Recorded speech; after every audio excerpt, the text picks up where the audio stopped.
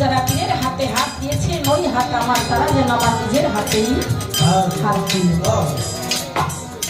তাহলে একজন কামেল মুর্শিদ হতে হবে, একজন কামেল গুরুর কাছে যাইতে হবে। এই কথা আপনার কথা নয়, আমার কথা নয়, এটা আমার আল্লাহ পাকের কোরআনের কথা।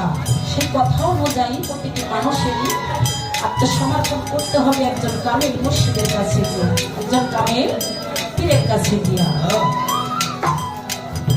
তাহলে দুনিয়ার মধ্যে আমরা যত কিছু করি কোনো কিছু কাজে লাগবে না যদি আমরা মুসলমান না হই। প্রতিটি মানুষেরই মুসলমান হতে হবে। তো তাই প্রথম আসল বেশি কথা আমি বলবো না, দেখি আমার ভক্ত কি বলে, বলার পাশাপাশি কিছু কথা আলোচনা করার চেষ্টা করবো।